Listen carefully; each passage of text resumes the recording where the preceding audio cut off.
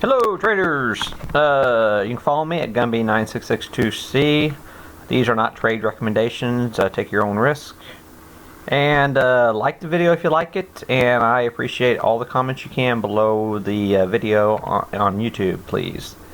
Okay, today's top movers. Macy puts are very active today. Netflix calls on an upgrade today, and above the green line, which is a service with stock charts, they have a buy recommendation on that, so that one there should actually see multi-day breakout here on Netflix possibly. Then also Valiant Pharmaceutical, the puts are active today. The IBM calls continue to catch some interest today. Your rig, offshore drilling, the puts are active. And your Marathon Oil calls seem to be active. And your IBM calls also active. Those are the top ones. Okay. On the flip side, you got your airlines were catching quite a bit of trouble because Delta Airlines, the bookings were down. But the AOL, the calls for American Airlines are active here. They're down considerably here today. So either they're getting out or maybe some buying interest. There's 10,000 volume on that. It's huge volume. So there might be some dip buyers coming in on AAL here. Your gold miner, ABX calls got hit pretty hard today, and quite a bit of volume on those. That stand out. I think gold and silver both are bear flagging, so just keep that in mind. I think there's going to be more weakness in that areas. And let's see here, AMD, the calls were quite active and the puts were both quite active today, so that's hard to make any decision on that. And in Amazon, the puts were quite active today, so just keep that one in mind. They must have rebounded quite a bit. And Anadarko Petroleum, both sides are active too. Okay, that's it for that.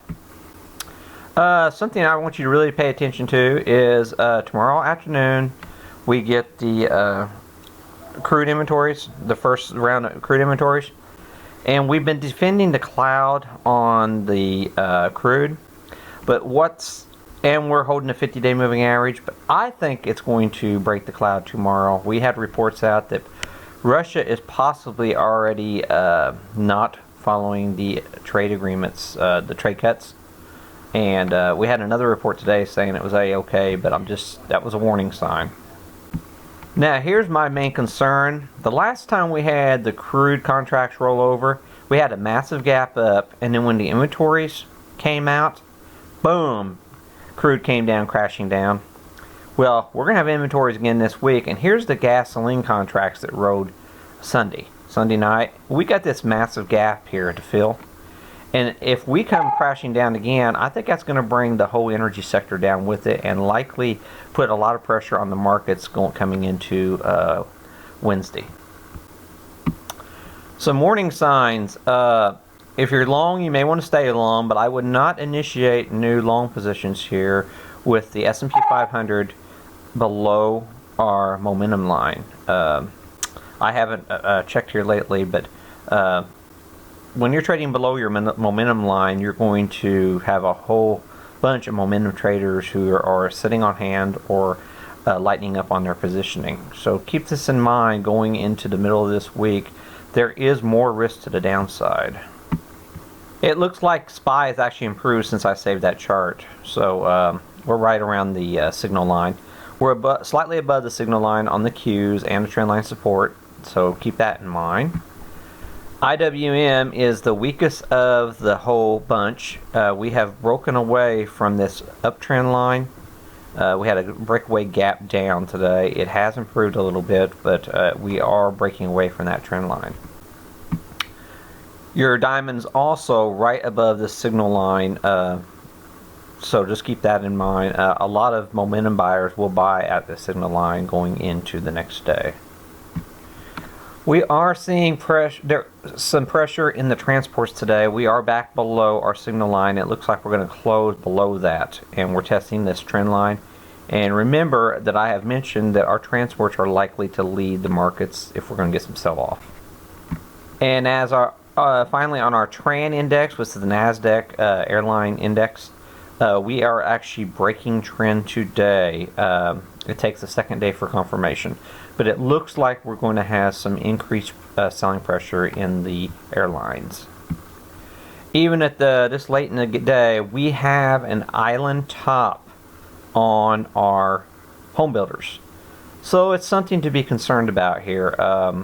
I did mention in prior videos that I thought maybe the home builders would start outperforming the S&P 500 based on the charting.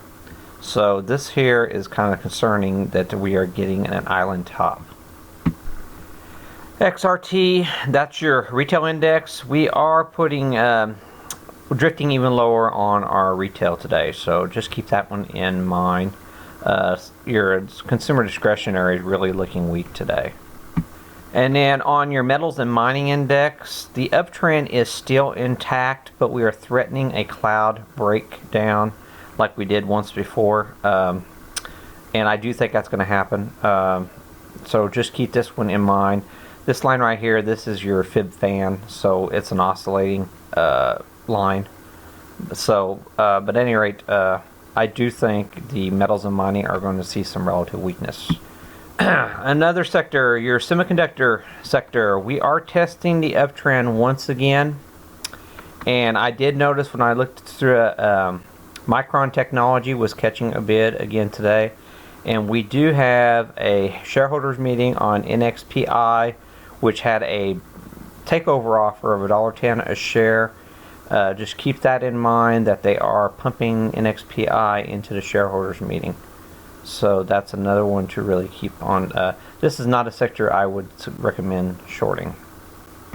And as you can see, Micron Technology, it's putting in all-time new highs today. It just started yesterday. It started to break out on relatively weak, or Friday on relatively weak markets, but it's breaking out. So not a very good. And then you got NVIDIA that just flashed up. 1 second.